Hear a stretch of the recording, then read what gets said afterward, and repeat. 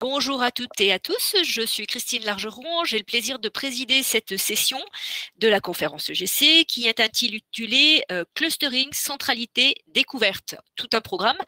Avant de démarrer, je voudrais déjà remercier les auteurs pour leur contribution. Nous avons le plaisir ce matin d'avoir un papier long dans cette session et 4 articles courts, donc un joli programme. Je voudrais aussi remercier les participants et surtout toute l'équipe organisatrice qui fait un travail formidable parce qu'ils s'étaient engagés à organiser cette édition de la conférence EGC, mais ce qu'ils ne savaient pas.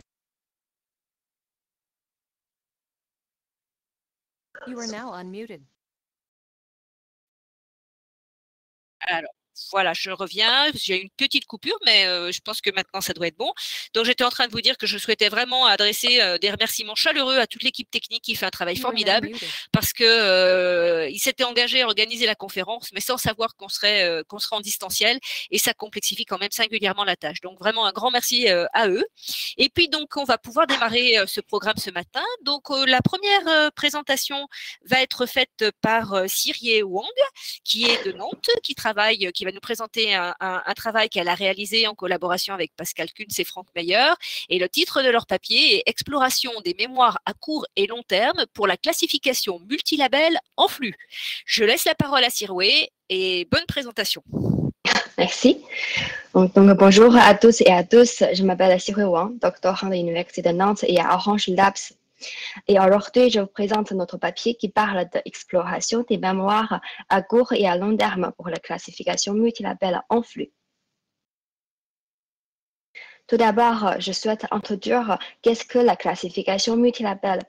La classification multilabel est une extension du problème de classification monolabel à plusieurs labels. Il s'agit d'associer un vecteur d'attributs à un sous-ensemble de labels décrits par un vecteur binaire. La classification multilabel a connu un intérêt grandissant ces dernières années.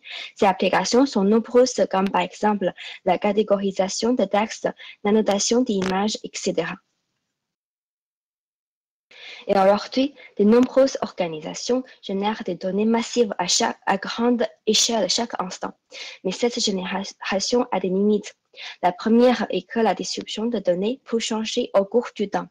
La deuxième est que la mémoire de stockage peut être limitée.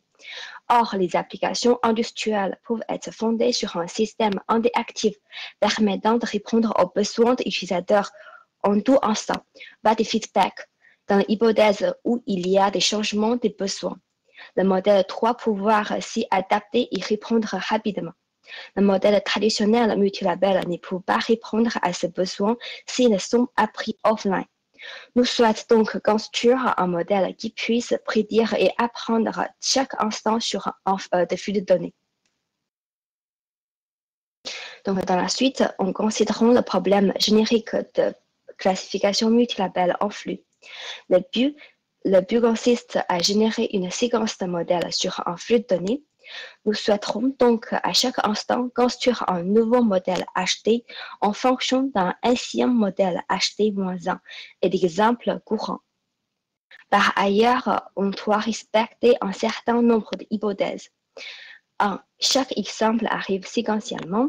Et 2. Existe potentiellement une infinité d'exemples. 3. La distribution statistique d'exemples n'est pas nécessairement stationnaire. À la fin, après le traitement, chaque exemple est supprimé ou archivé dans une mémoire de taille très limitée. De façon générale, les approches de la littérature pour la classification multilabel en flux peuvent être organisées en 3 grandes familles. 1. Les approches par transformation, qui transforment les problèmes multilabels en plusieurs problèmes monolabels. 2. Les approches par adaptation, qui adaptent les algorithmes en ligne monolabels au traitement de données multilabels. 3. Les approches ensemble, comme des techniques back-in ou boosting. Elles agrégent des résultats d'un ensemble de modèles plus simples. Mais ces méthodes ont encore des limites. Les approches par transformation sont simples à utiliser, mais leur faiblesse majeure est l'absence de prise en compte de corrélation entre les labels. Et certaines approches par adaptation peuvent avoir une mauvaise adaptation au drift concept. Les approches ensemble sont très populaires en ce moment parce qu'elles fonctionnaient bien sur les flux de données non stationnaires. Mais le problème d'oubli catastrophique ou des grandes complexités temporelles reste une limitation majeure à cette approche. Dans cette analyse, on aimerait construire un modèle qui prend en compte les corrélations entre les labels, s'adapter aux dérives de concepts et éviter le problème d'oubli catastrophique. Et 3. Assure une rapidité d'apprentissage sans détriment de sa qualité.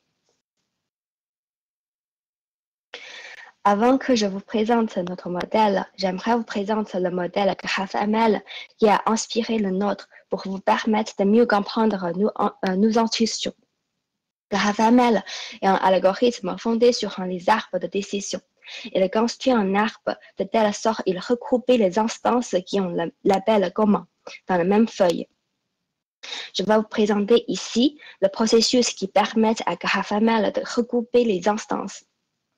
Dans la première image, on peut voir les instances sont composées de 2 vecteurs. Le premier, c'est le vecteur d'attribut représenté dans l'espace X. Et l'autre, le deuxième, c'est le vecteur de label représenté à droite dans l'espace Y.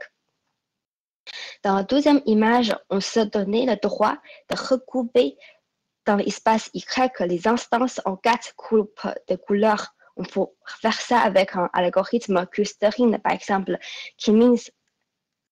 Et regardons maintenant la troisième image, puisqu'il est possible d'associer chaque instance à un groupe de couleurs dans l'espace de Y. On peut également regrouper leurs valeurs d'attributs dans l'espace X en 4 groupes aussi. Et enfin, chaque groupe qui est présenté par son centroïde. Et si maintenant il y a une nouvelle instance arrive, on voudrait prédire son label, on pourrait facilement chercher quel centroïde de quel groupe qui est plus proche. Donc on trouve que quel groupe il appartient. Imaginez il est parti de ce groupe, il est plus proche de ce centroïde-là. Donc on sait qu'il est plus proche de la couleur de groupe vert. Et après on peut continuer. Maintenant on peut trouver son label dans le groupe vert. Nous avons pris une idée de GraphML qui permet de regrouper et rechercher efficacement les instances similaires dans notre module OMK. OMK, c'est pour On a Memory K-means. Maintenant, je pourrais vous présenter notre contribution. Il se compose de 2 mémoires complémentaires. Une mémoire à court terme qui est passée sur une fenêtre temporelle glissante de taille fixe. Son intérêt est de garder en mémoire les plus nouveaux concepts. Et un mémoire à long terme basé sur une structure en arbre de profondeur 1, pour faire simple pour l'instant. Ici, la racine il joue un rôle de cas séparateur et lié à cas feuille. Chaque feuille il est représenté en réservoir. C'est un réservoir qui mémorise l'exemple issu de données selon une règle d'échantillonnage online. On utilise l'algorithme dit que le réservoir s'empine, qui est un algorithme d'échantillonnage en ligne. Chaque séparateur est représenté par un couple de centroïdes d'attributs et le label qui est dans la mémoire qui est stocké dans le réservoir. En fait, ici, chaque centroïde qui est correspondant en fait au barycentre des instances stockées dans son réservoir. On souhaite que cette mémoire à long terme puisse éviter le problème d'oubli catastrophique et garder tous les concepts au cours du temps.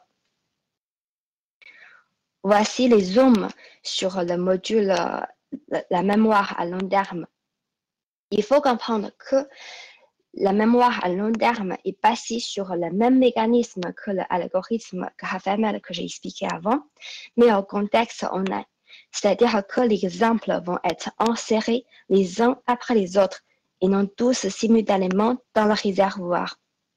D'une manière générale, quand une nouvelle instance arrive en apprentissage, elle est regroupée dans le cluster en label et placée dans un réservoir, par exemple dans le réservoir, et après insérée dans ce réservoir Et après, remis à jour notre cas séparateur, c'est le fast apprentissage. Et si il y a une nouvelle instance, si seulement le vecteur attribut arrive, on voudrait prédire son appel, il va arriver ici et comparer le centroïde dans l'espace X et trouver quel réservoir est le plus proche et après tomber ici et à la fin utiliser une stratégie plus simple, le cas plus proche voisin pour retrouver quelle mémoire qui ici est le plus proche de lui et donner son appel. Pour plus de détails sur l'apprentissage et la prédiction, je vous invite à regarder notre papier. Maintenant, c'est le protocole expérimental qu'on utilise, c'est le protocole préquentiel. Chaque donnée est d'abord traitée comme une donnée de test. C'est d'abord, on l'a prédit. Et après, quand l'appel il arrive, donc dans cette couple, c'est une instance, on pourra utiliser c'est la donnée de l'entraînement. Et en chaque instance, on pourrait obtenir la valeur d'évaluation. Et la moyenne de toutes les valeurs d'évaluation, c'est la valeur d'évaluation pour le modèle. Afin de réduire l'impact des erreurs issues de l'ancienne donnée et d'évaluer plus pertinemment les performances d'un modèle au cours du temps, nous avons utilisé un mécanisme de moyenne pondéré par le temps. C'est-à-dire que la prise en compte de la valeur d'évaluation la plus ancienne est moins importante et que la prise en compte de la plus récente est la plus importante. Voici le jeu de données que nous avons utilisé pour réaliser notre expérience. Il y a 7 jeux de données réels sont classiquement utilisés dans la littérature dans le contexte stationnaire et 4 jeux de données synthétiques dans le contexte non stationnaire. Jeux de données stationnaires qui viennent de domaines différents des textes, images et des vidéos. Nous avons utilisé tout générateur disponible sur la plateforme MOA pour générer des données artificielles non stationnaires. Et nous avons utilisé tout type de drift concept, les changements de nombre moyen de labels positifs par exemple et le changement de dépendance conditionnelle entre label et l'attribut. Nous avons décidé de comparer notre modèle avec 3 algorithmes de l'état de l'art. Pour faire court, les 2 premiers algorithmes sont le modèle l'ensemble basé sur les arbres, EA-HTBS et EA-Isoptree. Et le dernier algorithme MLSAMP-KNN est basé sur une stratégie KNN et une fenêtre auto-ajustable.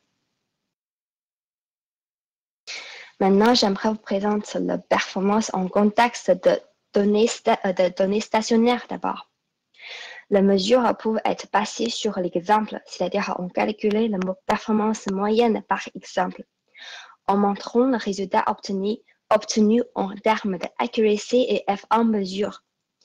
L'algorithme MLSAMP-KNN est représenté par la couleur bleue. On voit ici bien, il fonctionnait bien globalement sur tous les jeux de données stationnaires. Et notre modèle OMK, qui est représenté par la couleur rouge, est très compétitif sur presque tous les jeux de données, spécialement le vent énergie, le Entron, etc. Par contre, le modèle d'ensemble représenté par la couleur vert et gris n'ont pas des très bonnes performances sur la majorité de jeux de données stationnaires. En fait, tout type de modèle, il voudrait changer le modèle très fréquemment. C'est toujours pour adapter de nouveaux concepts.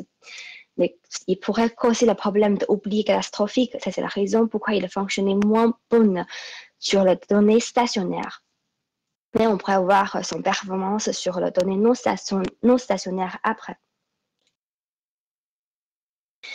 Et on a calculé F1 mesure sur label également, en particulier la micro-mesure et la macro-mesure.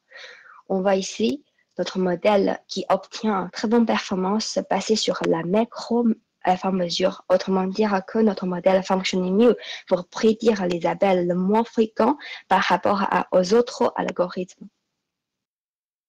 Ok, maintenant, on pourra voir la performance sur le jeu de données non stationnaires. Spécialement, on choisir le F1 mesure basé sur l'exemple pour vous présenter. Et le changement de drift, c'est le changement de dépendance conditionnelle. Le drift se produit brutalement à partir du 50 millième exemple. On remarque que tous les algorithmes ont des performances assez stables lorsqu'il n'y a pas de changement. Et si, quand le drift arrive, tous les algorithmes qui subissent une diminution de ces performances et l'algorithme EAHTBS qui est présenté par le vert, qui pourrait s'adapter au changement le plus vite parce que son performance, son pouvoir, il s'améliorerait plus vite.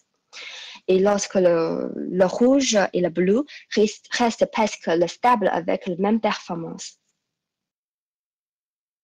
Enfin, on présente le terme de calcul moyen de l'algorithme sur le jeu donné. Attention, nous avons utilisé une échelle logarithmique en ordonnée. Donc, en fait, la différence, c'est très significatif. Par exemple, ici, il a utilisé 2000 et nous, on presque seulement utilisé 160 secondes. Donc, par rapport à les autres algorithmes, notre modèle apprend et prédire très vite. Il obtient dans le 9 cas sur 11 le meilleur terme d'exécution. Donc, pour conclure, nous remarquons que notre modèle OMK a bien pris en compte la corrélation entre l'appel. Sur le flux de données stationnaire, OMK obtient des performances très compétitives et il apprend très vite sans diminuer ses performances. Mais il est encore possible d'améliorer sur le flux de données non stationnaire. Et donc, dans l'avenir, on aimerait continuer d'améliorer OMK pour qu'il puisse s'adapter encore mieux au drift de concept et spécialement en garder tout son avantage. Aussi, notre algorithme sont positionnés comme un très bon candidat pour attaquer le problème de la classification multilappel extrême en flux dans l'avenir. Donc, voici mon présentation. Merci de votre attention. Merci beaucoup, Xéré, pour cette présentation sur un travail vraiment très intéressant. Donc, j'avais pas précisé, mais je pense que maintenant les participants connaissent les règles du jeu. Mais effectivement, pendant que les présentateurs font leur présentation, vous avez la possibilité dans le chat de poser des questions qui nous sont retransmises et il y en a eu plusieurs. Je vais donc commencer à les indiquer. Il y a notamment Suzanne Pinson qui posait des questions concernant le démarrage, hein, notamment sa question est comment fonctionne l'algorithme K-means au démarrage sur le flux quand il n'y a pas encore de cluster. Alors, je vais poser la question à Xéré, sachant que dans le même temps, on a un des co-auteurs, Franck Meyer, qui a répondu à pratiquement toutes les questions qu'il a vues passer. Donc, Xéré peut répondre ou s'inspirer des réponses qui ont été apportées par Franck qui nous sont rapportées dans le chat. Voilà, je vous laisse la parole, Xéré, pour répondre à cette première question de Suzanne, qui en a une autre après. Attends, la question c'est… Alors, je répète, c'est comment fonctionne l'algorithme K-means au démarrage sur le flux quand il n'y a pas encore de cluster. Ah, en fait, sur notre protocole, j'ai déjà montré, en fait, on a une phrase d'initialisation, c'est-à-dire, d'abord, on va essayer de connecter les premières 1000 exemples, et dans ce cas-là, il n'y a pas de K-means, il n'y a pas de cluster. Et après, on connectait le premier 1000 clusters. Dans ce cas-là, on va essayer de démarrer le K-means et construire notre la mémoire à long terme. Alors, on voit qu'il y a une parfaite entente entre les auteurs, puisqu'effectivement, Franck nous avait dit la même chose, c'est-à-dire qu'il y a une phase d'initialisation où on commence par remplir les réservoirs et c'est qu'après qu'on fait le premier clustering. Donc, vous êtes bien d'accord, vous avez bien fait de travailler ensemble. Alors, il y avait Suzanne posait une deuxième question qui était « Et le calcul des centroïdes en présence de flux de données ?» Oui. En fait, on toujours recalculer le centroïde quand le réservoir est échangé. C'est-à-dire, s'il y a un nouveau instance arrive, d'abord, on va utiliser l'algorithme de réservoir sampling pour voir si cette instance va insérer ou pas. Si il est vraiment cette nouvelle instance, il est inséré, qui remplace des anciennes données dans le réservoir, dans ce cas-là, on recalcule le centroïde. Bon, ben, on vient d'improviser un nouveau jeu où les co-auteurs d'un papier doivent répondre aux questions simultanément et on vérifie s'ils ont apporté la même réponse. Et encore une fois, même réponse des partenaires, puisque Franck nous disait que c'était fait de façon incrémentale. Donc, vous êtes encore une fois vraiment en phase. Et puis, il y avait une question qui était adressée par Wissam Siblini qui parlait un petit peu plus d'autres possibilités. Est-ce que vous avez envisagé une variante de OMK hiérarchique ou récursive? Il y avait pas...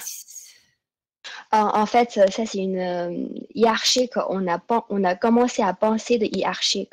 Mais après, en fait, hiérarchique construire une arbre très compliquée, ça va pas vraiment, pour en fil donné non stationnaire, peut-être c'est pas vraiment une très bonne idée. Parce que s'il y a un changement dans les arbres, comment pour modifier tous les paramètres dans les arbres, c'est une question qu'on pose et on aimerait continuer à réfléchir. Et pourquoi pas de construire un arbre hiérarchique, mais comment faire tous les paramètres, comment faire, c'est une question vraiment intéressante. On aimerait bien réfléchir pour ce problème. C'est des perspectives au travail. Moi, j'avais une Oui. question, moi, qui était, est-ce que ça aurait du sens de se dire qu'on donne des poids différents à la mémoire à court terme et à la mémoire à long terme? Est-ce que pour certaines applications, ça aurait du sens? Est-ce que c'est des choses que vous avez envisagé de faire aussi? Pour l'instant, non. Mais après, c'est très intéressant. On pourrait faire ça. C'est-à-dire le poire ou le mémoire à court terme est plus important. Mais il faut faire le test pour voir comment la performance, comment voir le résultat. Merci pour le conseil. Et bon, il y a encore des questions, notamment de Suzanne, avec qui je pense que vous aurez intérêt de discuter pendant la pause, parce que là, je pense qu'il faudrait qu'on avance. On a d'autres présentations après, il faut qu'on tienne notre timing. D'autant plus que là, on va avoir 2 petites minutes d'interruption, puisque pour la seconde présentation qui va être réalisée par Yacine El Aoudi, on a besoin de charger la présentation. Donc, ça va prendre que 2 minutes. Donc, à l'attention des participants, restez avec nous. On se déconnecte 2 minutes, on revient avec le second papier. Et encore merci à Xiwe et à toute l'équipe qui a travaillé avec elle pour ce travail fort intéressant. On vous applaudit quand même, hein, même si je sais pas, on peut pas, vous pouvez pas entendre, mais bravo à vous. Merci.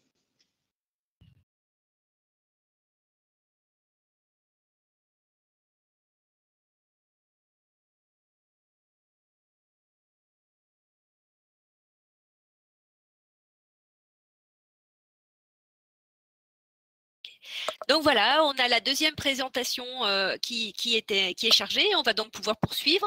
C'est donc Yacine El Aouadi qui va nous parler d'une approche pour regrouper des sujets atteints de cancer sur la base de similarités des répartitions cellulaires au sein de leur biopsie. Comme pour le papier précédent, n'hésitez pas à poser des questions pendant la présentation dans le chat. Elles nous sont retransmises et Yacine pourra y répondre à la fin de sa présentation. La parole est à vous, Yacine. Merci, bonjour. Donc, je vais vous présenter les travaux que nous avons réalisés. Donc, l'équipe des auteurs, elle est issue de l'Institut Télécom Atlantique et nous avons collaboré avec le professeur Talagas, qui est médecin-chercheur en histologie au CHU de Brest. Donc, nos travaux, ils portent sur l'analyse du cancer et on propose une analyse innovante pour l'aborder. Donc, moi, je suis Yacine, donc c'est moi qui vais vous présenter nos travaux. Je viens tout juste d'être diplômé ingénieur à l'Institut Télécom Atlantique. Et j'ai réalisé ces travaux durant l'année de mon Master 2.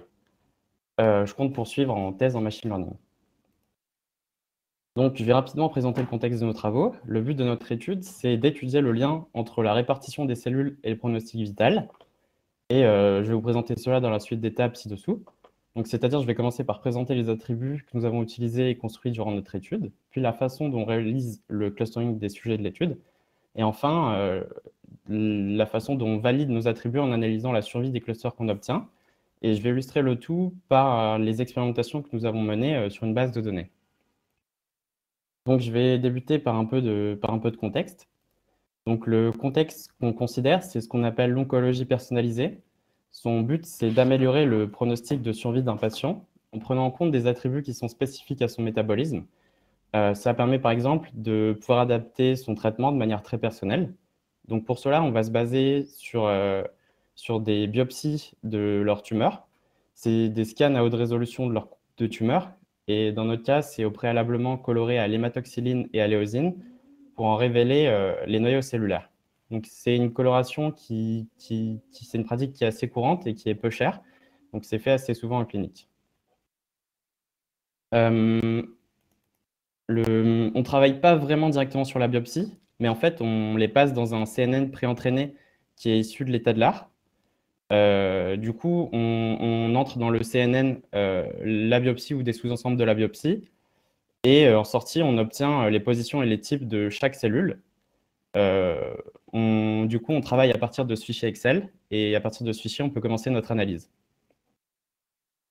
Donc, la méthodologie de notre démarche, c'est la suivante. On dispose d'un ensemble de sujets, et pour chaque sujet, on a une biopsie et des informations cliniques. Chaque biopsie, elle contient un ensemble de cellules. Donc, premièrement, on va calculer, à partir de l'ensemble des cellules, plusieurs attributs. Dans d'autres travaux existants, les attributs, c'est des attributs purement quantitatifs. Donc, c'est des nombres, par exemple le nombre de lymphocytes infiltrants. Mais récemment, il a été montré que l'organisation des cellules, ça a un impact fort sur le pronostic vital. Donc, nous, ce qu'on essaye de calculer comme attributs, c'est des attributs qui sont sous forme de répartition. Donc, au lieu d'avoir des nombres, on a des histogrammes. Donc, dans un second temps, on calcule la distance entre ces histogrammes, c'est-à-dire la distance entre les sujets. Et ensuite, on utilise un algorithme de clustering de manière non supervisée pour regrouper les sujets vis-à-vis de leur similarité à l'attribut. Et enfin, on va analyser la survie des sous-populations qu'on obtient pour évaluer l'importance de chaque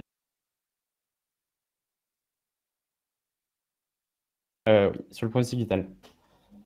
Donc, je vais vous présenter certains attributs que nous avons définis pour illustrer notre démarche. Et si ça vous intéresse, je peux vous en présenter plus.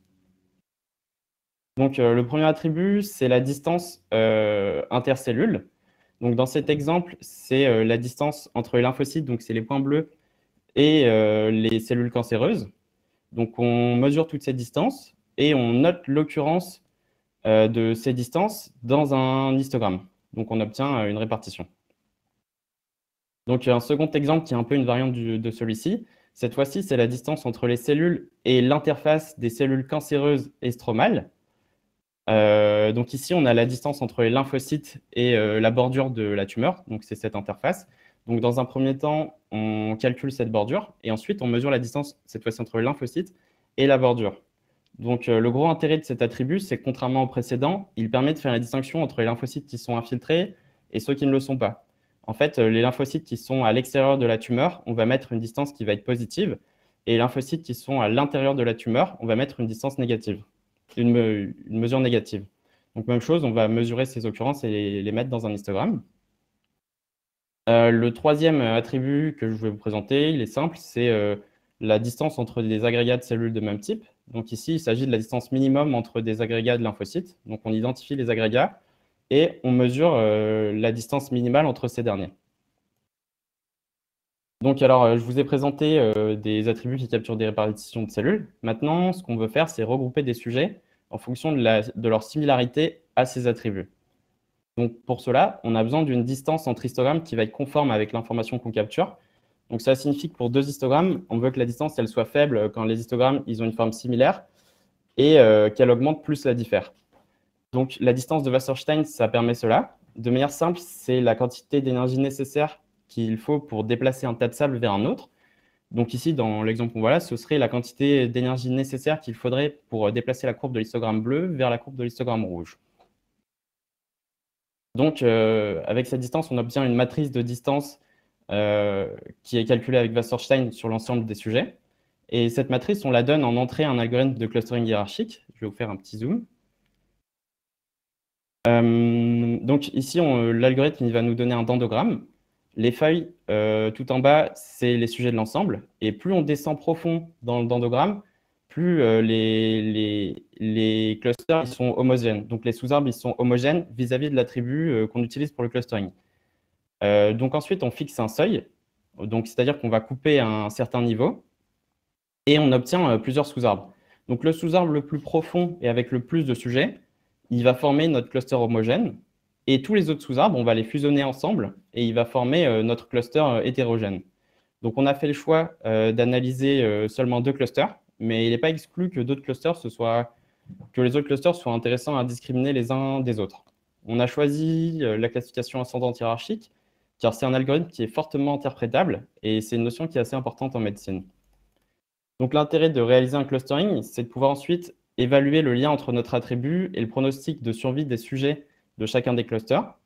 Donc, d'analyser si le cluster qui est homogène vis-à-vis de l'attribut, il survit significativement différemment de celui qui ne l'est pas. Donc, pour cela, on utilise l'estimateur de Kaplan-Meier. Donc, on trace les courbes de survie avec cet estimateur et ça nous permet de regarder la proportion des personnes qui sont vivantes au cours du temps. Donc, ici, dans l'axe X, on a le temps et dans l'axe Y, on a le pourcentage de gens restant dans le cluster. Donc, dans cet exemple, la population qui est homogène, elle survit significativement moins bien que celle de l'autre cluster. Et justement, pour juger cette significativité, on utilise un test, donc le log-rank test, et il nous permet de mesurer la significativité de la séparabilité de nos deux courbes. Donc, je vous ai présenté notre démarche. Maintenant, je vais vous présenter les expérimentations que nous avons menées. Donc, pour tester notre méthode, on a récolté tous les sujets de la base TCGA qui sont atteints d'un adénocarcinome de stade 1. On a filtré selon certains critères qui sont définis dans notre papier. Et ensuite, on a phénotypé et segmenté comme présenté dans notre papier, comme présenté avant. Du coup, on obtient, après, on applique notre méthode. Donc, on calcule les attributs, on réalise le clustering, on trace nos courbes de Kaplan-Meier et on calcule un log-rank test. Et on obtient les résultats qui sont indiqués ici. Donc, on a des résultats qui sont... Donc, ça, c'est pour des attributs pris individuellement. Et on voit que certains sont très significatifs, par exemple les 4 derniers. Et dans notre papier, on analyse de manière un peu plus approfondie ces résultats. Mais je vais vous faire une analyse pour un de ces résultats. Donc, c'est la distance des lymphocytes à l'interface trauma-cancer. Alors, donc l'attribut, il corrèle plutôt bien avec la survie. On a des courbes qui sont bien séparées et on a une p-value qui est significative. Donc, ce qu'on veut maintenant, c'est observer à quoi ressemble en détail l'attribut du sujet qui est le plus représentatif pour chaque cluster. Donc, comme ça, on a un peu une compréhension de ce qui se passe. Donc, ce qu'on fait, c'est qu'on va prendre le sujet central de chaque cluster. Donc, ce qu'on appelle central, c'est le sujet le plus proche du barycentre du cluster. Et là, ce qu'on observe, c'est que l'infiltration minimale, elle semble être différente dans nos deux sujets centraux. Dans le cluster qui survit le mieux, les lymphocytes sont 2 fois plus infiltrés. Et pour généraliser cette observation à l'ensemble du cluster et vérifier que ce n'est pas simplement un artefact, on calcule les distributions des valeurs minimum des deux clusters et on calcule un test statistique, donc un test de Mann-Whitney, qui montre qu'on a bien une infiltration différente dans les deux clusters. Donc, on a une p-value qui est significative. Donc, ça, c'est un résultat qui est connu que l'on retrouve ici. Donc, en effet, une bonne infiltration des lymphocytes, ça va corréler avec un bon pronostic de survie. Et on a vu à quoi ça ressemble des résultats pour des attributs pris individuellement, mais en pratique, c'est intéressant de combiner des attributs pour regrouper sur plusieurs critères. Donc, pour cela, on construit une matrice de non-co-occurrence qui va retranscrire l'appartenance des sujets à des clusters différents pour chaque attribut. Et on va pondérer notre matrice par une valeur qui est construite à partir des p-values, mais on peut imaginer pondérer différemment, par exemple avec des valeurs qui indiquent un expert. Et en utilisant cette démarche, on a un log-rank qui est très significatif, donc à 10-8, une p-value à 10-8, et on a des courbes de survie qui sont très bien séparées. Donc cette agrégation, ça offre une approche intéressante pour une estimation multicritère du pronostic. Et l'intérêt de cette démarche aussi, c'est que c'est très simple de combiner des attributs, peu importe leur type, que ce soit de type histogramme ou de type un peu plus classique et quantitatif. Et on voit qu'ici, on a une meilleure séparation qu'avec des attributs pris individuellement. Donc, ça indique que les sous-populations, elles tendent à être cohérentes d'un attribut à l'autre. Donc, il s'agit des premiers travaux que nous réalisons. Bien entendu, il y a des pistes d'amélioration, mais on retrouve déjà des résultats qui sont intéressants. On est assez confiant sur la démarche car on rejoint l'état de l'art et les connaissances du domaine. Donc, on a mis au point une méthodologie pour faire du clustering de sujets. On a mis l'accent sur l'interprétabilité de notre démarche et des algorithmes que l'on utilise. C'est assez important dans le médical car cela permet une interprétation visuelle facile et donc des interactions assez simples avec les médecins. Et notre méthodologie, du coup, elle va permettre d'explorer assez facilement et de découvrir de nouveaux attributs qui corrèlent avec la survie. Donc, les suites potentielles de nos travaux, elles sont multiples. Une direction, justement, ça peut être d'élargir notre catalogue d'attributs. Une autre, ça peut être d'analyser des données plus riches, comme des images MIHC. Ou alors, on pourrait étendre notre étude à d'autres familles de cancers pour voir si ça se généralise bien. Et une dernière chose qu'on pourrait essayer, c'est de faire varier un peu notre démarche en utilisant non plus 2 clusters, mais plusieurs. Donc, merci de votre attention. N'hésitez pas si vous avez une remarque ou une éventuelle question. Merci beaucoup Yacine pour cette présentation. Je vois qu'apparemment il n'y a pas de questions pour le moment, mais les participants peuvent bien sûr en poser, hein. Pour ma part, j'avais lu votre article et votre exposé a déjà répondu à certaines des questions que je m'étais posées, mais pas toutes. Et donc j'avais un point sur lequel je souhaitais j'aurais apprécié d'avoir une clarification. C'est dans votre processus, à un moment donné, vous utilisez donc un algorithme de clustering hiérarchique. Vous choisissez comme mesure d'agrégation le lien simple, single linkage. Est-ce que c'est volontaire? Le lien simple est connu pour avoir l'effet de chaîne et dans certains cas, ça peut être un avantage, dans d'autres cas, ça peut être un inconvénient. Est-ce que c'est volontaire? Est-ce que de toute façon, c'est un algorithme qui, dans votre processus, pourrait être changé? Mais est-ce que vous retenez volontairement celui-ci? Alors, oui, en effet, déjà, c'est un algorithme qui peut être changé. On a essayé d'autres algorithmes, mais celui-ci avait des résultats assez intéressants. Donc après, single linkage, oui, c'était ce qu'on a trouvé de plus simple et de plus interprétable. Donc c'est un peu pour ça qu'on a choisi de partir là-dessus. D'accord, donc c'est par rapport aux résultats que vous avez obtenus ou ça s'avère être celui qui fonctionnait bien. Oui, c'est ça. D'accord. Alors, ça y est, j'ai des questions qui arrivent. Donc, il y a une question d'abord de Nicolas Hervé qui se demande si ce qu'il en est du réseau CNN. Est-ce qu'il est fourni comme info? Alors, Donc ce réseau, il y a la référence. Qu'est-ce qu'il vous fournit comme information dans le processus? Je vais remonter très rapidement la slide. Mais donc, en fait, ouais. Ce qui nous fournit, c'est la position de chaque cellule et son type. Et il nous fournit, il a 3 types. Donc, en fait, j'ai des détails. Il y a 3 types de cellules qu'il est capable de discriminer. C'est les cellules stromales, les cellules cancéreuses et les lymphocytes. Donc, en fait, c'est pour ça qu'on étudie que ces 3 types-là, parce que le CNN qu'on utilise, il peut discriminer que ces 3-là. Donc, il y a une première étape qui va consister à segmenter les cellules. Il va trouver tous les noyaux cellulaires. Et ensuite, ces noyaux, il fait des patchs autour, enfin, tout l'outil. Et il va classifier dans les 3 types que j'ai indiqués. Ok, merci. Il y a une autre question de Wissam Slibini. Vous nous avez dit au début que vous travaillez avec le CHU, avec des médecins. Quelles sont les applications que font les résultats de vos travaux, les médecins justement dans la pratique? Est-ce qu'ils s'en servent? C'est la question de Wissam Slibini. Alors, pour l'instant, c'est des travaux préliminaires, donc ils ne sont pas utilisés par les médecins tout de suite. Mais l'application, en fait, c'est en fait l'analyse d'une biopsie, ça va être assez chronophage. Et le médecin, ce qu'il va faire, c'est que il va zoomer sur une toute petite partie et il va essayer d'analyser, il va essayer de faire ça sur plusieurs parties. Et ça prend beaucoup de temps et ça peut être sujet à l'erreur. Alors que nous, notre processus, il est complètement automatique et il va pouvoir en ressortir déjà les valeurs, les histogrammes pour les attributs ou alors d'autres attributs quantitatifs. Donc, ça va pouvoir accélérer pour lui le traitement. Il y aura potentiellement moins d'erreurs et il pourra justement faire son analyse grâce à l'outil. Et on pourra aussi lui indiquer dans un deuxième temps, ce qu'on peut faire, c'est si un nouveau sujet il rentre dans l'étude, donc il est étudié, on peut le comparer nous avec tous les sujets qu'on a vus et lui indiquer c'est lui le sujet le plus proche. Et justement, on pourra guider son traitement en fonction de ce qui a marché pour lui ou ce qui n'a pas marché. Enfin, c'est lui le plus proche ou eux les plus proches. Ok, alors Nicolas Hervé revient sur sa question, hein, justement un petit peu par rapport à votre réponse, qui se pose la question si c'est invariant à la qualité de la coloration et du scan. Est-ce que vous avez finement tuné votre modèle?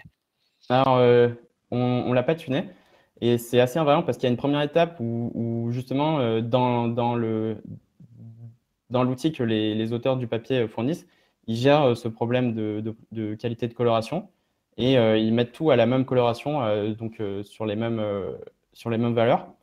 Et il marche que pour des adénocarcinomes pulmonaires. Donc, c'est pour ça que nous, on a concentré notre étude sur des adénocarcinomes pulmonaires. Donc, je pense que si on étudie un autre cancer, il ne sera pas très efficace. Donc, ça implique d'avoir un autre CNN. Voilà, alors il y a des réponses aussi de Bastien qui complètent en disant qu'ils l'ont pris tel quel, mais qui avait été entraîné sur la même base de données avec des échantillons variés en coloration, en frise, etc. Donc avec une variété des données. Hein. Donc un petit complément de Bastien, pas de loup. Voilà, alors écoutez, moi j'avais encore peut-être c'est même pas une question, c'est peut-être plutôt une suggestion. Quand vous travaillez sur vous construisez votre matrice de non-co-occurrence D, à un moment donné, vous avez des poids qui doivent intervenir, qui justement, et ces poids, vous suggérez peut-être de les laisser apprendre par les médecins, les laisser choisir par des experts. Est-ce que vous avez indiqué que vous avez envie de continuer sur une thèse en machine learning? Est-ce que vous ne pourriez pas envisager aussi peut-être de les apprendre?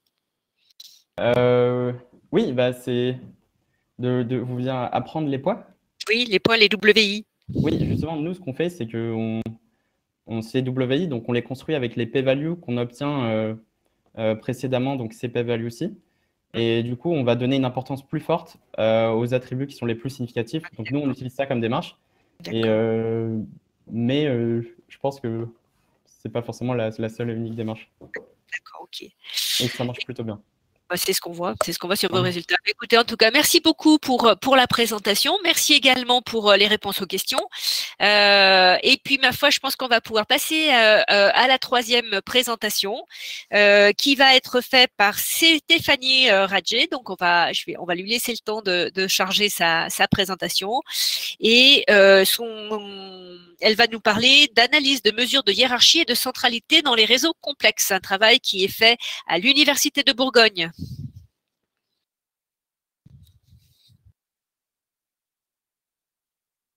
Stéphanie, quand votre présentation est installée, je vous laisse la parole.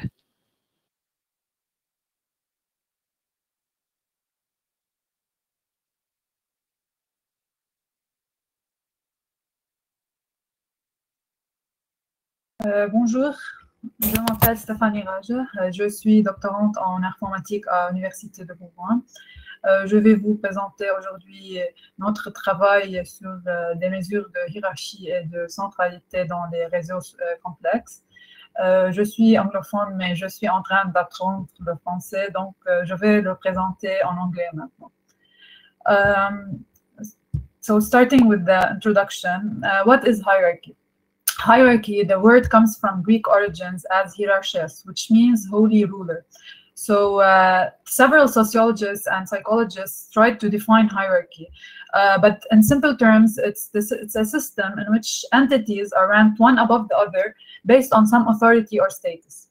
And we can find hierarchy in a lot of places, such as in organizations, in biology, in law formation, in nature, and also in ecology. So hierarchy is pervasive, and it's either man-made or natural-made. Several hierarchy measures exist, and notably the most popular ones are based on hierarchical decomposition, namely K-core and K-truss. The main difference between K-core and K-truss is that in K-core, the node, in order for it to be at the top of the hierarchy of the network, it has to have a minimum number of degrees, a minimum number of connections. However, for K-truss, the node's edge has to participate in a minimum number of triangles for it to exist in the hierarchical decomposition of the network. But in both cases, when we enter into the network, the main core of the network, the nodes there will be the most hierarchical ones, the most important ones. But K-truss is a little bit more restrictive than K-core. In terms of centrality also the word comes from the Greek origins, which is kentron, the midpoint of a circle. And also several sociologists and psychologists try to define it, but in simple terms, it's the quality of being important, the quality of being essential. And we also can find centrality being used in a lot of places, such as in airport transportation networks, where they analyze with centrality measures the key movements from one airport to another in order to, for example, assess the speed of an epidemic such as COVID nowadays. And also in biology, in order to identify essential proteins, so we can identify the origins of a specific disease. Also in social networks, where we want to find influencers on social networks, so we can apply some lucrative marketing campaigns through these people. And finally, we can use it also to anti-terrorist networks. So with this, also several centrality measures exist. And in the same network, each centrality measure may result in a different node, most important with respect to it. And we cannot say that one is more important than the other, because it all depends on the research question at hand. Now, with centrality and hierarchy, both aim to assess the importance of a node in a network. We ask, what's the difference between them? What's the difference between the most hierarchical and the most central? So the related works in this study, they mainly concern centrality measures only. For example, Congley et al., they showed that betweenness, closeness, and eigenvector centrality, they are strongly correlated with degree centrality, and the network size doesn't affect this correlation. So you can have a small network or you can have a big network, you will find those centralities always correlated. In the second case, in Ronchi and Traversio, they showed that centralities, they are strongly correlated on network models, on synthetic networks. So yes, we may find the correlation on real world networks, but on synthetic networks, they are highly correlated, more than real world networks. And also in Soch et al., they showed that centrality measures, they are perfectly correlated on threshold graphs. Threshold graphs are a type of graph in which the centrality measures rank the nodes on the same ranking. And the more you have a network close to a threshold graph, the more the centrality measures are correlated. And finally, Oldham et al., they showed that modularity is the key, is a key driver in driving the difference between correlation between centrality measures. So the more your network is modular, the less the correlation between centrality measures. And with those related works that mainly concern only centrality measures, we pose 3 questions that are: do hierarchy and centrality measures convey the same information? And does network topology affect the relationship between hierarchy and centrality? And finally, which are the most orthogonal and most similar hierarchy and centrality measures?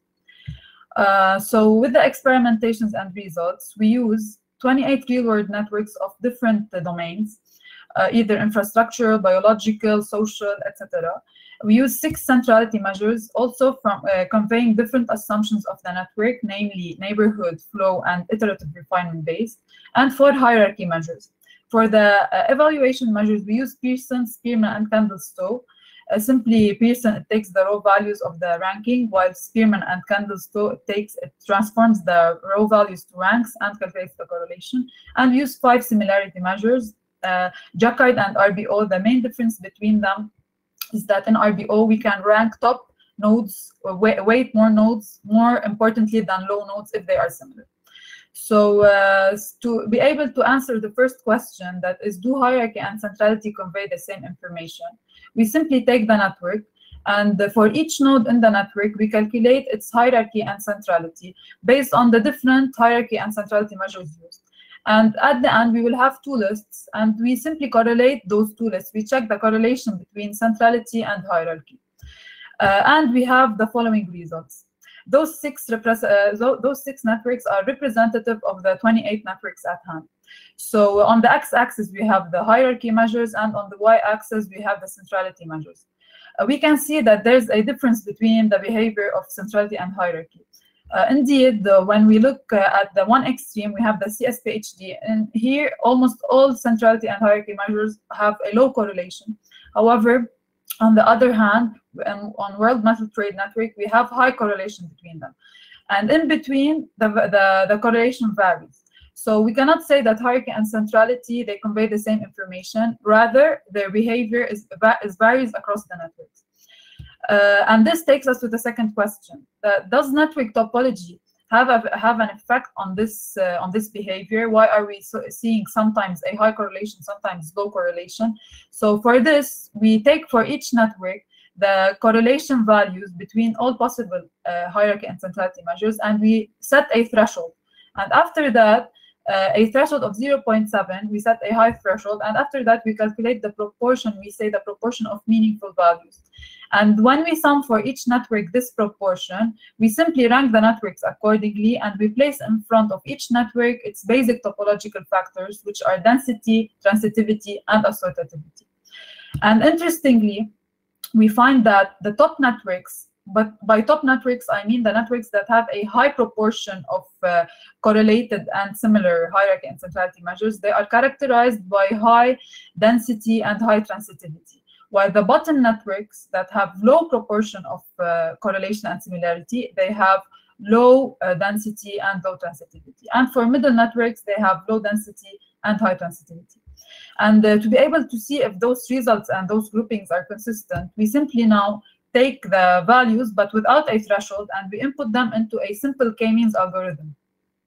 And we find that those groupings, they are overlapping between 60 and 94% with the binarizing experiment.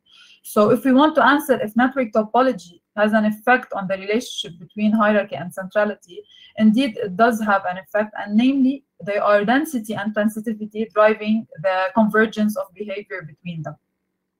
And finally, in order to see which are the most similar and most orthogonal hierarchy and centrality measures, we now use what is called the Schulze voting method or the Schulze ranking method. In this algorithm, each network becomes as a voter, and all possible hierarchy and centrality combinations are the candidates. And then they are transformed into a graph, and in terms of their strength and weaknesses based on the magnitude of the correlation and similarity, we rank those combinations. And the results are that K-core and K-tross, which are namely the nestedness hierarchy measures in a network, are the least similar or most orthogonal with betweenness centrality, while the most similar are LRC hierarchy and current flow closeness centrality. And this is indeed logical because the LRC hierarchy is somehow based on closeness centrality. And this is the main interesting thing, where K-core and K-tross doesn't show any similarity between betweenness centrality. So as a conclusion with this work, we can say that hierarchy and centrality, they are indeed not the same.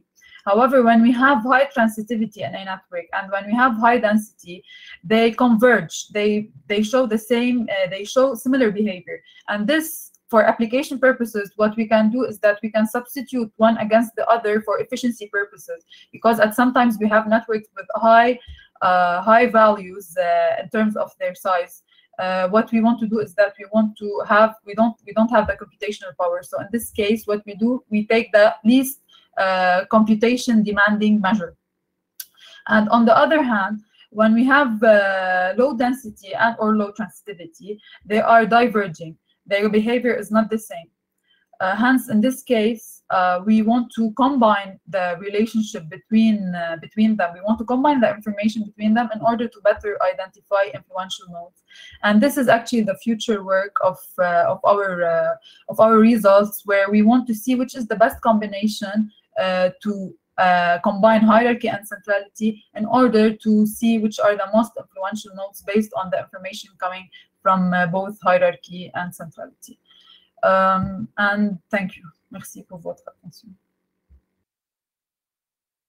Merci beaucoup Stéphanie pour cette présentation. Donc je ne sais pas si du côté des participants il y a des questions. Pour le moment je n'en ai pas encore qui ont été remontées. N'hésitez pas, si vous avez des questions, à les poser. Ça permet d'interagir avec les conférenciers, les présentateurs. Je vais peut-être lancer la première question et ça en appellera peut-être d'autres. Donc dans votre travail, vous étudiez effectivement la corrélation entre ces différentes mesures, ces différentes métriques en fonction de propriétés des réseaux. D'abord, je dois vous dire que je vais poser la question en français, mais si vous le souhaitez, après, je pourrai la répéter en anglais. Hein. Donc, vous étudiez la corrélation entre ces différentes mesures en fonction de propriétés des réseaux. Et sur les propriétés, vous vous intéressez particulièrement à la densité, la transitivité et la sortativité. Et je me suis demandé si ça pourrait pas être intéressant d'affiner l'étude en intégrant d'autres propriétés du réseau. Notamment, je me disais le nombre de composantes connexes, autrement dit la structure communautaire du réseau et la taille de ces composantes connexes, ou également la présence d'outliers, hein, de qui sont très écartés des autres et qui ont très peu connectés au reste. Est-ce que vous avez pensé à ça? Est-ce que vous pensez que ça peut avoir un impact et que ça permettrait d'affiner votre analyse? Yeah. Okay, so for the size of the network, for example, we used the networks of different sizes, small and big networks, and the results stayed the same. So we can say for the size of the network, the taille, it doesn't give any changes in the result. However, for other characteristics, mainly the community structure, yes, we didn't study it, and this is actually for a future work when we assess the community structure of the network. Now what we are taking is that we are we're working on only the main component of the network. So it's not the divided components. And also, of course, there are several characteristics that are existing that can be taken into consideration. But those are the main drivers that you can assess and use directly in a network. So if you look at a network directly, you can see if it's high in density or high in transitivity. And after that, you can take simple measures and not to apply centrality measures that are a lot computationally demanding. So this is the case. So they are the basic, most important ones. But yes, we can add, but we want to make as simple as possible the study to look at the minimum number of features, not compute a lot, and see what we can extract. Okay. Okay, thank you very much for your answer. And I see that we have a question from Jean-Charles Lamirel in continuation of the previous one. He asked us, did you plan to investigate the correlation with measures of community roles? No. We didn't look at the community structure of the network, but this is very interesting to look at with the future, because when you look at centrality, hierarchy, and community structure, it's also interesting to look at those roles. It's not only centrality and hierarchy. Of course, it's a perspective for your work, I think. Okay. Je ne sais pas, j'ai l'impression qu'il n'y a pas d'autres questions, mais si c'est le cas, on va s'en arrêter là. En tout cas, merci pour cette présentation. Et puis, du coup, bonne continuation sur ce travail. Merci. Donc, encore 2 minutes, là, puisqu'on passe à la présentation suivante. Donc, la présentation suivante va être présentée par Lazare Labiotte sur les méthodes ensemble de clustering profond. On lui laisse le temps de charger sa présentation et il prendra directement la parole. N'hésitez pas à poser des questions pendant l'exposé, et puis je me ferai un plaisir de les retranscrire en votre nom au présentateur. Je m'appelle Lazare Labiotte, je suis maître de conférence à l'Université de Paris. Ce travail est réalisé en collaboration avec mes collègues Séverine Affelt et Mohamed Nadif du Centre Borelli. Ce travail portera sur le clustering profond dans un cadre ensemble. You are now muted.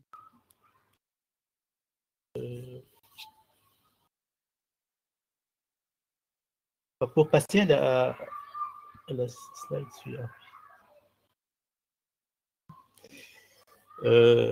Donc, le clustering est une tâche centrale en apprentissage machine et également une tâche vitale dans beaucoup d'applications réelles. Le clustering consiste à partitionner un ensemble de données en groupes tels que deux objets appartenant au même groupe sont similaires et deux objets appartenant à deux groupes dissimilaires, à deux groupes différents sont dissimilaires.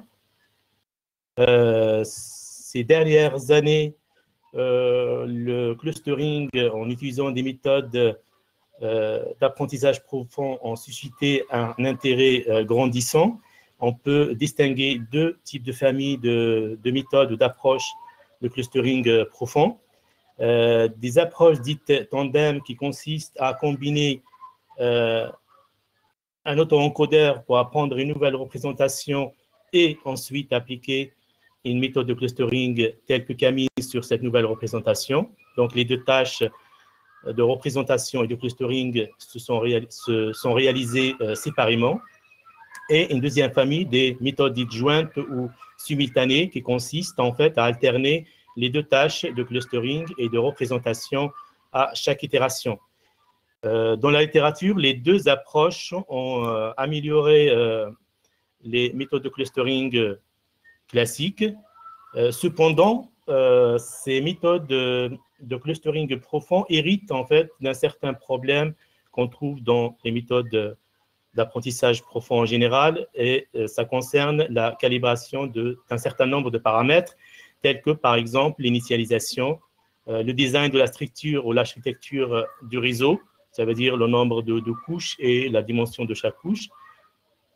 Donc, ce travail-là, la motivation derrière ce travail, c'est pour répondre à cette question-là et d'essayer en fait d'atténuer l'impact de ces paramètres sur la robustesse ou bien les performances du clustering profond.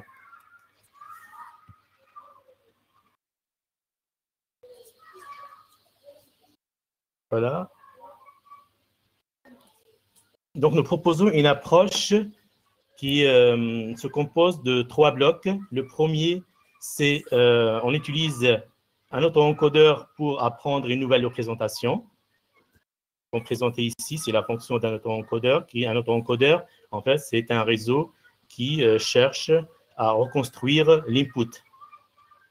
Et donc, on cherche un encodeur, c'est fθ2x ici, et on le reconstruit avec une fonction g psi de x. Θ et psi sont les paramètres, en fait, à apprendre. Ce sont les matrices de poids.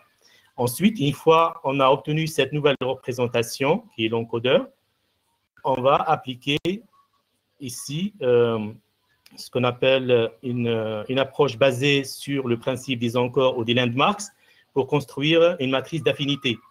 Donc, cette matrice d'affinité, elle n'est pas carrée comme c'est le cas traditionnellement dans les méthodes spectrales, mais elle va croiser l'ensemble des individus avec l'ensemble des landmarks. Des landmarks, ce sont des représentants qu'on peut obtenir, par exemple, à partir de la matrice initiale en réalisant un K-means avec un grand nombre de clusters ou bien en choisissant de façon aléatoire des individus à partir de la matrice initiale, ou bien de les générer de façon aléatoire. Ici, le cas, c'est la matrice noyau. Donc, on va utiliser un noyau gaussien pour réexprimer en fait la similarité entre les individus. Et ensuite, on va combiner les différentes représentations obtenues. On va chercher un espace commun qui permet d'agréger ou de résumer au mieux toutes ces informations-là dans une matrice d'embedding ou de représentation sur laquelle on applique un clustering. Donc voilà l'algorithme un peu détaillé qui revient sur les différentes étapes.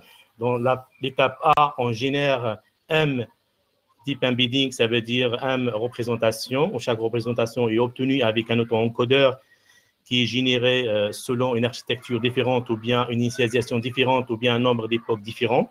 Ensuite, pour chaque représentation, on construit la matrice de similarité. Ensuite, on concatène dans Z-bar les différentes représentations et on applique une SVD sur cette matrice-là concaténée pour obtenir l'espace commun qui résume ou qui agrège au mieux toutes ces informations-là. Et pour obtenir le clustering final, on applique un K-means pour discrétiser cette matrice B. Donc là, c'est le schéma en fait qui revient pour illustrer toute la démarche. Donc, on a différents auto-encodeurs. Chaque auto-encodeur a une structure différente ou bien est initialisé différemment avec un nombre d'époques différents. Chaque auto-encodeur va nous fournir une représentation ici YL. On utilise le principe des landmarks ou l'approche encore pour calculer les représentations ou bien les matrices d'affinité Z.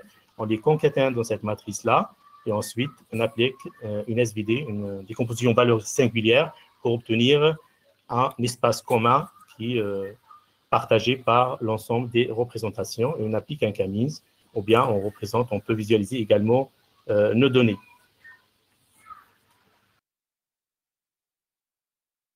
Donc, ce slide-là, c'est pour montrer que si dans cette approche-là, on concatène ici, c'est-à-dire traditionnellement, le spectral clustering s'appuie sur une matrice carrée qu'on décompose en utilisant une décomposition spectrale qui coûte très cher, aussi bien dans la construction que dans la décomposition.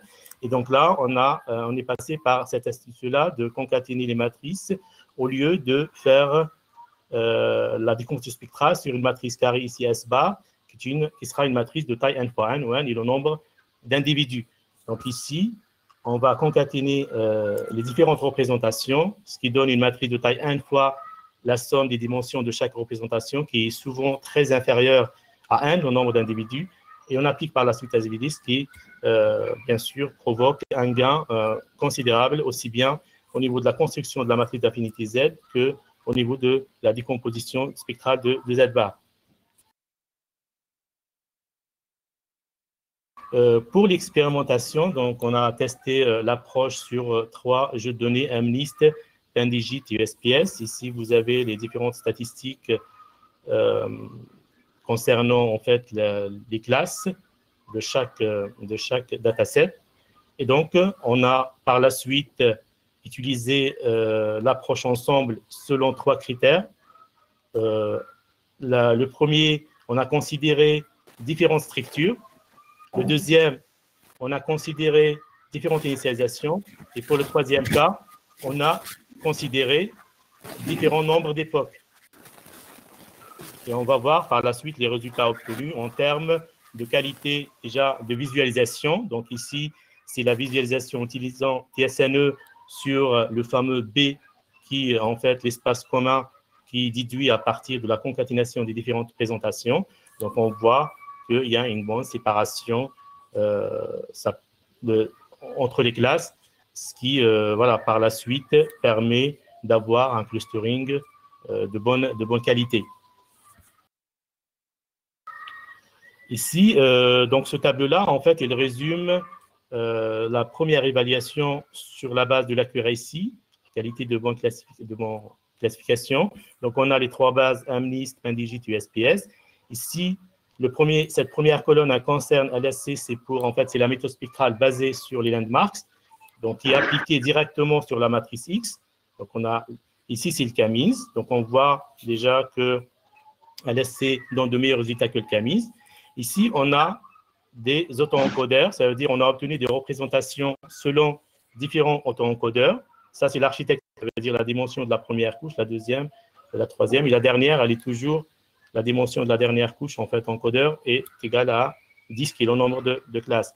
Donc, et là, on a le résultat. On applique ensuite le LSC, ça veut dire le principe des landmarks sur cette présentation, et on a le résultat. Ici, c'est le Camins qu'on applique sur la représentation obtenue par l'auto-encodeur.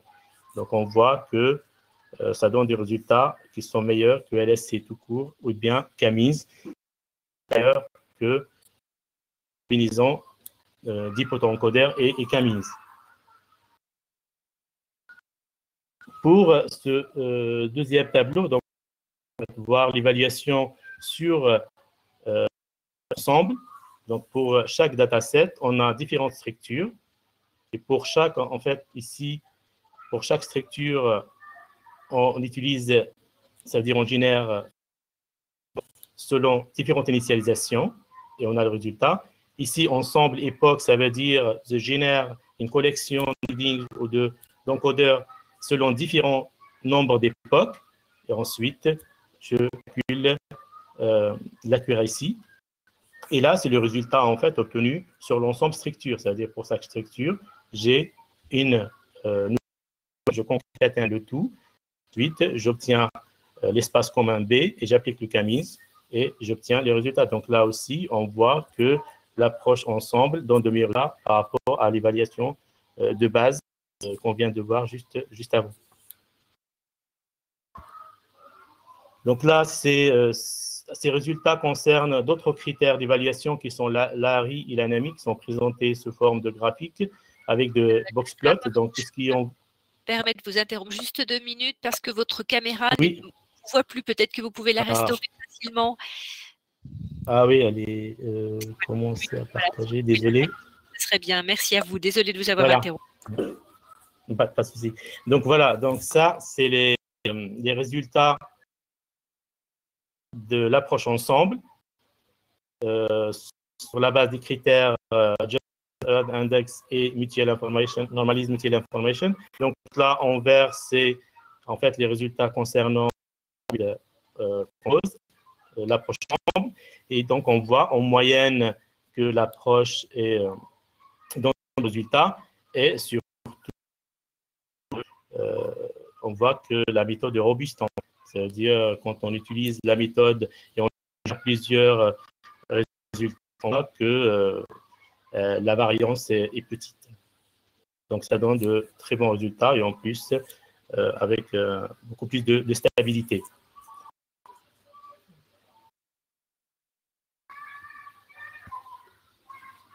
Voilà. Et donc là, ce tableau-là, en fait, on se compare maintenant avec d'autres outils. On se compare avec le Camins, la méthode LSC, la combinaison Camins et DAE et la combinaison DAE et LSC avec une approche que je rappelle pas de phase de spécialisation. Donc, on voit que l'approche ensemble donne de très bons résultats. Donc, elle surpasse bien sûr les méthodes de base, mais également, ici, c'est les méthodes qu'on a relevées à partir de la littérature. Ce premier bloc, ça concerne les méthodes DCN, mais sans pre-training. Donc, on voit le résultat, si on n'a pas une bonne initialisation, c'est-à-dire un bon pre-training, les méthodes ne donnent pas de bons résultats. Avec le pre-training, donc les résultats sont meilleurs, mais on voit quand même toujours que la méthode d'approche donne de meilleurs résultats. Donc voilà, pour conclure, on a proposé une approche ensemble dont l'objectif premier est d'atténuer en fait l'impact des paramètres tels que l'architecture, l'initialisation et le nombre d'époques sur la performance d'un clustering profond, et cela en 3 étapes. On génère d'abord M représentations en utilisant des auto-encodeurs avec différentes structures, initialisation et nombre d'époques. On construit une matrice d'affinité sur la base d'un noyau gaussien et le principe des landmarks. Et puis, on applique une décomposition spectrale pour retrouver l'espace commun partagé par l'ensemble des représentations. Et on a pu voir sur les résultats que la méthode donne de très bons résultats. Et puis, elle est surtout robuste. Donc, c'est une garantie, c'est-à-dire que je peux utiliser des structures différentes, des initialisations différentes, mais le résultat reste toujours bon. Et puis, je rappelle également qu'il n'y a pas de phase de pré-training dans le cadre de cette approche-là. Pour ceux qui seraient intéressés, le code est disponible sur GitHub, qui reproduit un petit peu tout ce qu'on vient de voir ici. Pour les perspectives ou les directions de recherche, un premier point, ça peut être la pondération des représentations. Donc, ici, dans le cadre de ce travail, on a associé le même poids à toutes les représentations. Donc, on peut imaginer un système de pondération automatique pour pondérer différemment les différentes représentations. Et une deuxième direction serait également de considérer, on a déjà commencé ce travail-là, le méta-ensemble, dans le sens, au lieu de considérer juste des représentations selon différentes structures, ou bien des représentations selon différentes initialisations, ou bien des représentations selon différents nombres d'époques, on met le tout dans le même lot et on fait l'ensemble sur tout ça. Et là aussi, il y a une illustration dans ce package-là et qui permet encore d'améliorer les résultats. Je me permets juste de faire un petit appel à candidature pour celles et ceux qui seraient intéressés par un postdoc. Donc, on a un postdoc dans le cadre du projet ANR GFEX. Et donc, pour plus d'informations, vous pouvez aller sur ce site-là. Vous trouverez tout ce qu'il faut concernant le sujet et les contacts aussi. Merci pour votre attention. Merci beaucoup, Lazare, pour cette présentation. Alors, on a eu quelques petites difficultés techniques dues au réseau, à la connexion. C'est ce qui nous a conduit à couper la caméra. Peut-être qu'on peut la remettre pour la partie questions. Oui, voilà, on va la remettre. On a pu obtenir un son qui était meilleur et on voulait à tout prix vous entendre, c'était l'essentiel. Donc, merci pour cet exposé qui complète en plus le papier parce que vous nous avez présenté des expérimentations supplémentaires avec plus de jeux de données, plus de méthodes comparatives. Donc, c'était intéressant. Bien, vous avez raison également de faire un appel pour les postdocs. La conférence sert effectivement à ça. D'habitude, on le fait pendant les pauses, on le fait pendant les breaks, les repas. Bon, on n'en a pas, mais c'est important. Alors, on a 2 questions, on n'en prendra peut-être pas trop en plus parce qu'il faut aussi qu'on avance. On est en train un petit peu de déraper sur le calendrier. C'est pas très grave parce que normalement, c'est la pause déjeuner après. Mais on va prendre simplement les 2 questions qui sont arrivées. La première question vient de Wissam Siblini. Je vous la transcris. Avez-vous essayé d'employer un critère de diversité pour obtenir de la diversité dans vos ensembles et pourquoi pas un gain de performance? En fait, un critère de diversité, non, on n'a pas utilisé explicitement un critère de diversité, mais on pense implicitement déjà le fait qu'on utilise différentes initialisations ou bien différentes structures. Cela va provoquer, en fait, naturellement donner des représentations diverses. Mais c'est vrai que la question, en fait, elle est pertinente et peut-être cela va booster encore en fait, l'ensemble, oui. Ok, merci pour cette réponse. Et justement, il y a une question ensuite de Michael Franklin Mumta. Avez-vous analysé la différence entre les M représentations obtenues? Y a-t-il des stratégies pour choisir les M auto-encodeurs à utiliser? En fait, non, on n'a pas. En fait, on a pu observer que les différentes représentations ne sont pas informatives de la même manière, si on peut dire ça entre guillemets. Donc, c'est pourquoi la question elle est légitime. Et c'est pourquoi j'ai dit aussi, c'est-à-dire, en fait, dans le cas de ce travail, on n'a pas fait de sélection. C'est-à-dire, on a construit une collection de embeddings. Après, on a fait l'ensemble avec un poids uniforme. Mais en fait, un premier travail suite à ce papier-là, c'est de considérer effectivement en fait un système de pondération. Au lieu de dire a priori que chaque présentation a le même poids, on peut voilà, injecter une pondération associée à chaque représentation, essayer de la prendre automatiquement et pourquoi pas rajouter une contrainte de sparsité sur ce vecteur-là de pondération et donc ça va mener à une sélection des bons encoding ou des bons embedding. Ok, bah écoutez, merci encore pour cet exposé, pour ces réponses. Et puis si parmi les participants qui ont suivi votre présentation, certains sont intéressés par les perspectives que vous venez déjà d'évoquer dans vos réponses, eh bien je pense qu'ils ont récupéré l'adresse et ils pourront prendre contact.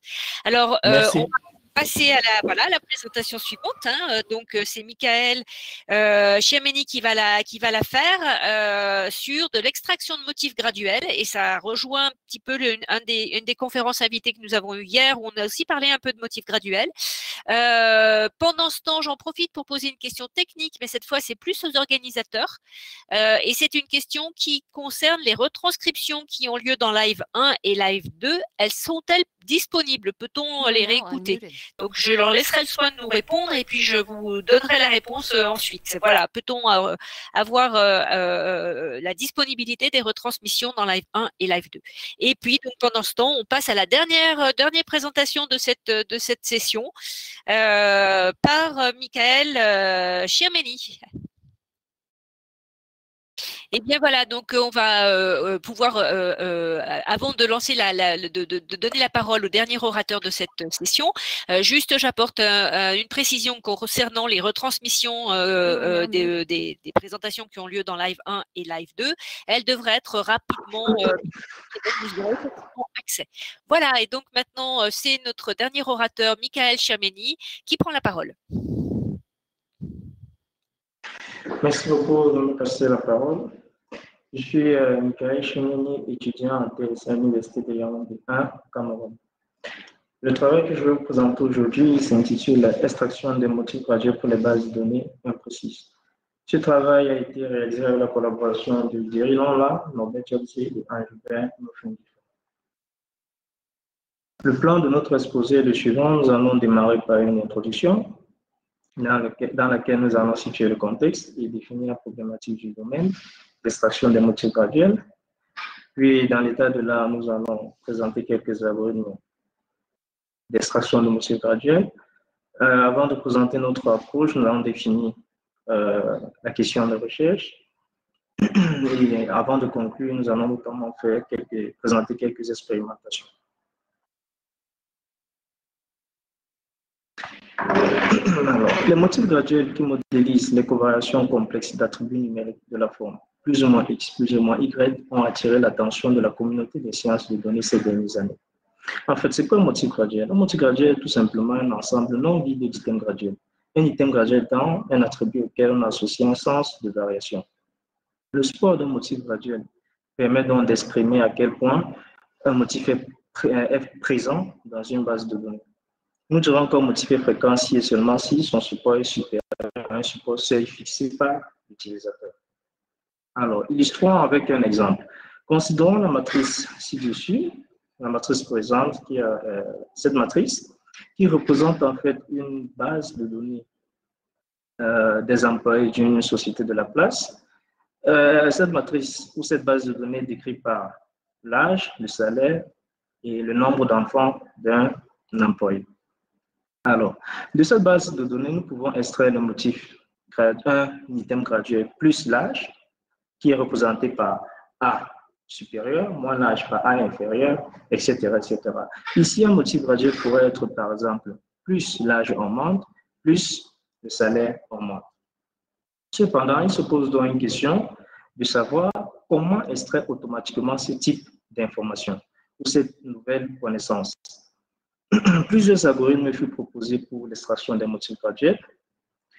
Ces algorithmes qui diffèrent le plus souvent au niveau de la sémantique de gradualité adoptée diffèrent également au niveau du type de données.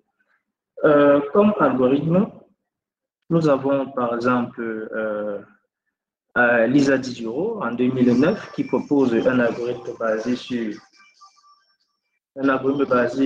sur les graphes de précédence où les nœuds représentent les objets et les liens, les arbres, autant pour moi dans le graphe, représentent en fait les liens de précédence. Ici, T1 précède T4 parce que les valeurs pour le motif graduel, plus l'âge augmente, plus le salaire augmente, défini par A supérieur, S supérieur. Nous avons donc à la transaction T1 pour les deux attributs A et S, les valeurs sont plus petites que T4. Alors, pour calculer le score, les utilisateurs ici considèrent le chemin le plus long du graphe. Ici, le chemin le plus grand du graphe est de taille 3. Donc, le support sera donc 3 divisé par la cardinalité de la base de données qui est sur 5, ce qui donnera un support de 0,6. Et pareillement, pour le motif graduel G2, on a un support de 0,8 parce que la cardinalité du chemin le plus long du graphe est de 4 autant pour moi. Alors, ici, G1 et G2 sont des motifs graduels fréquents parce que si nous considérons un support seuil de 0,5, alors le support est strictement supérieur au support seuil. Une autre approche basée sur une autre sémantique de gradualité est l'approche de Jerry Long, baptisée TG Pattern, qui est ici basée sur la transformation de matrices. Ici, les auteurs définissent une nouvelle forme d'item définie par 3 attributs, I strictement supérieur, I strictement inférieur et I constant. I ici représente pour moi l'attribut.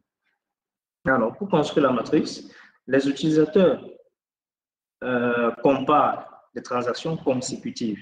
Donc, la taille de la matrice résultante doit être en fait de taille de la matrice initiale moins 1. Alors, ici, pour obtenir plus, l'utilisateur on procède tout simplement à une différence entre les deux transactions T2 et T1. Nous rendons compte que 25 est strictement supérieur à 18, alors on met plus. Dans le cas d'égalité comme dans T2 et T3, on mettra 0. Et dans le cas d'infériorité, on mettra. Ici, les auteurs utilisent les algorithmes de base, comme par exemple a priori pour pouvoir extraire les motifs. Ici, là, les items 7 classiques que nous connaissons, fréquents.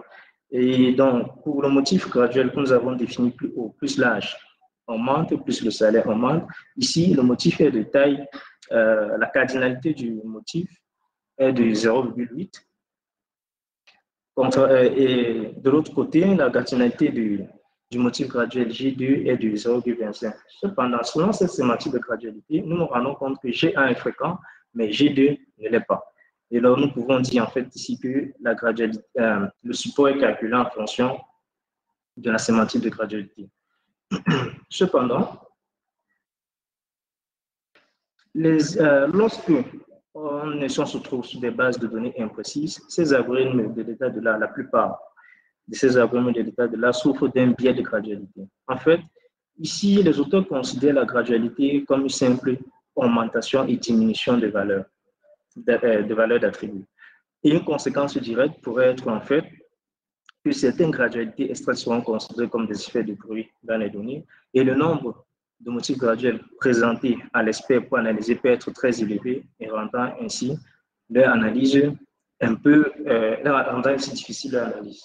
Alors, la question de recherche est la suivante. Étant donné une base de données imprécise, comment extraire les motifs fréquents, un motif graduel fréquent? Pour répondre à cette problématique, nous nous proposons donc d'introduire dans le processus de fouille un seuil graduel à partir duquel considérer une gradualité. Ici, la gradualité ne sera plus considérée comme une simple augmentation ou diminution de valeur. Nous considérons qu'il y a gradualité si et seulement si la différence de valeur est supérieure à un certain seuil qui peut être fixé par l'utilisateur et qui peut être déterminé de manière automatique. Nous tenons à rappeler que la distribution des données n'est pas toujours uniforme sur les attributs. C'est pourquoi nous avons proposé de définir un seuil graduel, un seuil de gradualité par attribut. Comme exemple de seuil graduel, nous pouvons utiliser les cas types pour déterminer le seuil graduel, le coefficient de variation, les cas types des écarts et bien d'autres. Alors, illustrons un peu notre exemple en reconsidérant notre base de données initiale. Lorsque nous prenons notre base de données initiale, tout juste en bas, nous retrouvons la matrice extraite avec l'algorithme TG-Pattern de Thierry Lambert et ses collaborateurs. Ici, à droite, nous avons donc le support, le seuil graduel qui a été calculé par attribut. Et ici, nous avons donc la matrice résultante lorsqu'on a intégré dans le processus, dans l'algorithme de TG-Pattern, un seuil graduel défini par l'équation 3. Nous nous rendons compte ici là, que le motif graduel plus l'âge augmente, plus le salaire augmente, est fréquent dans la sémantique définie par l'algorithme TG-Pattern, mais dans notre contexte, il ne l'est pas. L'algorithme que nous proposons est un algorithme basé sur les algorithmes classiques, je veux dire sur les algorithmes existants, donc autant pour moi. Donc, ce qui amène à définir les propriétés d'exactitude et de complétude de notre algorithme. Les expérimentations que nous avons mené quelques expérimentations sur deux bases de données, une base de données synthétique et une base de données paléoécologique. Et nous avons comparé nos résultats avec les résultats avec l'algorithme TG-Pattern par manière. En fait, nous avons pris l'algorithme TG-Pattern dans lequel nous avons introduit les différents seuils graduels que nous avons définis plus haut, c'est-à-dire le coefficient de variation, les cas types et les cas types des écarts. Nous avons fait de même pour l'algorithme Parra-Maneur. Ici, le choix de Parra-Maneur, c'est juste au fait que Parra-Maneur est une extension, est une parallélisation de l'algorithme de Grid. Alors, les résultats que nous obtenons, nous avons évalué nos résultats en termes de nombre de motifs graduels, en termes de temps de calcul et en termes de mémoire consommée. Nous rendons compte qu'ici, la courbe de couleur violette, en fait, la courbe représente les résultats de l'algorithme de base, l'algorithme où on n'a pas intégré le seuil graduel. Et les trois autres algorithmes représentent notre algorithme où on a introduit le seuil graduel. Nous pouvons constater que lorsque le support varie ou le support augmente, le nombre de motifs graduels générés par l'algorithme de l'état de l'art ou l'algorithme classique sans intégration du seuil graduel génère plus de motifs graduels que le nôtre. Cela en est de même lorsque nous observons le temps de calcul. L'algorithme qui intègre le seuil graduel génère moins de temps que l'algorithme sans seuil graduel. Et en termes de consommation mémoire, l'approche ne prenant pas en compte le seuil graduel consomme plus de temps que les approches intégrant le seuil graduel. Cela peut être observé lorsque nous avons également utilisé, nous avons effectué des expérimentations sur la base de données synthétique de Parra-Maneur. Ici, nous voyons plutôt trois coups. Il n'y en a pas une quatrième. Ce n'est pas une erreur, c'est juste que sur notre machine, sur la machine sur laquelle nous avons exécuté notre algorithme, l'algorithme Parra-Maneur ne s'est pas exécuté parce que ça nécessitait énormément de ressources en mémoire et notre machine ne possédait pas. Donc, l'allure, nous avons la même allure monotone de notre cours décroissant qui montre en fait que lorsque nous intégrons le seuil graduel dans les algorithmes de l'état de l'art, nous réduisons en temps, nous consommons moins de mémoire, le temps d'exécution pour extraire ces motifs est plus réduit et le nombre de motifs graduels extraits est également réduit. Cependant, nous ne sommes pas les premiers à avoir travaillé l'extraction des motifs graduels dans les bases de données imprécises.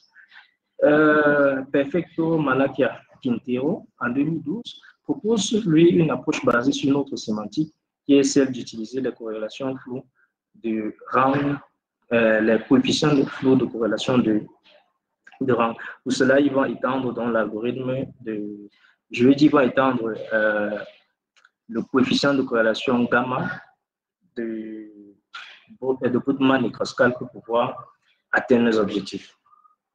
Alors, à guise de conclusion, il était question pour nous de proposer donc une approche qui permet d'extraire les motifs graduels dans des bases de données imprécises. Cela a été fait par l'introduction du seuil graduel et de la prise en compte des préférences utilisateurs. L'introduction du seuil graduel a permis d'observer une réduction considérable en termes de nombre de motifs graduels, en termes de temps d'extraction et en termes de quantité de mémoire consommée. Cependant, le travail qui est en cours consiste à étudier l'impact du seuil graduel sur la qualité des motifs graduels extraits et sur le choix du support. Je vous remercie. Merci beaucoup pour cette présentation. Apparemment, pour le moment, il n'y a pas encore de questions des participants. Moi, évidemment, j'ai envie d'aller un peu déjà vous anticiper les travaux, parce que quand j'avais lu votre travail, c'est cette question du choix du seuil graduel qui se posait. Dans votre article et puis dans votre exposé, vous avez proposé 3 façons de le calculer. Est-ce que je me suis déjà demandé si, selon l'une ou l'autre des fonctions qu'on utilise, ça a un impact sur le nombre de motifs générés? J'ai pas forcément l'impression, parce que j'ai regardé par rapport aux valeurs des attributs, je ne suis pas sûre. Je voudrais que vous me le confirmiez ou me l'infirmiez. Et puis, je me demandais si vous avez des préconisations à donner à un utilisateur pour l'orienter vers l'une ou l'autre des définitions. Qu'est-ce que vous conseilleriez? Déjà, le choix du seuil graduel aura forcément un impact sur le nombre de motifs graduels extraits. En ce qui concerne le choix, je n'ai pas bien suivi la deuxième question. Je ne sais pas si vous pouvez répéter la deuxième question. Ma question rejoint celle qui finalement est posée maintenant par Michael Franklin-Mumpa. Il a la même question que moi. C'est vous avez plusieurs possibilités de choix du seuil graduel. Hein, c'est les 3 fonctions que vous présentez. Est-ce que ce choix influence les motifs que vous générez, leur nombre et puis la forme des motifs? Et moi, j'ajoutais, si je suis un utilisateur, moi, je suis même pas informaticienne, je suis utilisateur, je peux utiliser votre programme. Je sais qu'il y a 3 façons de choisir le calcul de ce seuil. Comment vous m'orientez vers l'une ou l'autre de ces fonctions? Déjà, il n'y a pas seulement 3 façons de calculer le seuil graduel. Nous avons dit plus haut que le seuil graduel peut être défini par l'utilisateur ou calculé de manière automatique. Nous, dans notre travail, nous avons proposé 3 formules pour pouvoir calculer, mais il peut en avoir plusieurs. Maintenant, le choix, s'il faut orienter l'utilisateur, ce choix sera fait au niveau des expérimentations, parce que déjà l'intégration du seuil graduel a forcément un impact sur la qualité et sur effectivement la quantité du nombre de motifs graduels générés. Et là, est-ce que vous avez d'ores et déjà des règles? C'est-à-dire, est-ce que vous êtes capable de dire, avec la définition 1, on va plutôt avoir des motifs, un plus grand nombre de motifs, ou est-ce que non, ça dépend du jeu de données? Ça dépend du jeu de données. Ça dépend du jeu de données. Pour le moment, nous allons mener des expérimentations dessus pour pouvoir orienter l'utilisateur. D'accord. Il y avait une question complémentaire de Michael Franklin-Mumpa qui dit « Et si on appliquait le seuil graduel sur les résultats de l'algorithme de Géry-Lonlac ?»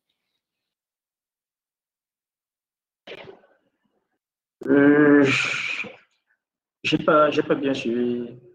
J'ai pas bien compris la question. Il complète la question. Dans un objectif de filtrer les patterns obtenus, est-ce qu'on obtiendrait les mêmes résultats qu'avec votre algorithme? Autrement dit, on prend l'algorithme de Géry-Lonlac et ensuite on utilise les seuils de graduels que vous proposez pour filtrer les motifs obtenus par le premier algorithme. Est-ce qu'on obtient les mêmes résultats qu'avec votre propre algorithme en faisant un post-filtrage basé sur ces seuils graduels? Je dirais non, parce que ce que nous, on a proposé, c'est d'intégrer dans le processus. Donc, on prend les algorithmes initiaux, comme l'algorithme de Géry-Lonlac, on a introduit le seuil graduel au niveau de la transformation de la matrice. Une fois qu'on a transformé la matrice, alors on obtient des motifs graduels qui sont inclus dans les motifs graduels de Dirino-là.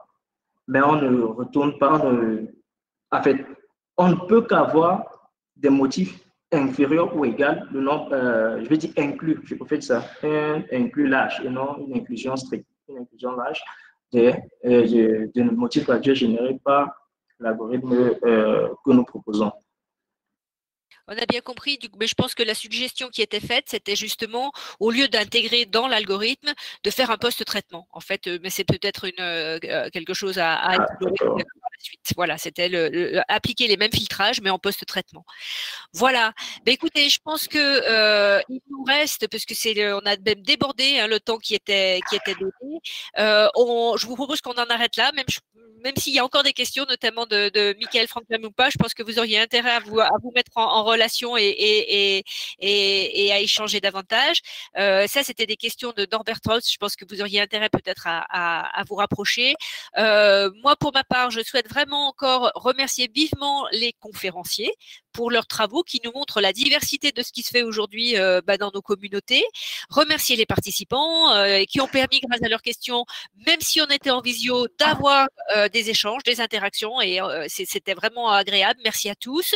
Et puis encore une fois, je regrette bien que nous ne puissions pas aller déjeuner tous ensemble comme ça aurait pu l'être. Mais je tiens encore à exprimer toute ma reconnaissance à l'équipe technique qui nous a permis d'avoir cette édition de la conférence, hein, malgré tout, malgré le contexte. J'espère qu'on va pouvoir se retrouver pour une nouvelle édition en 2022 dans des conditions plus normales, plus classiques.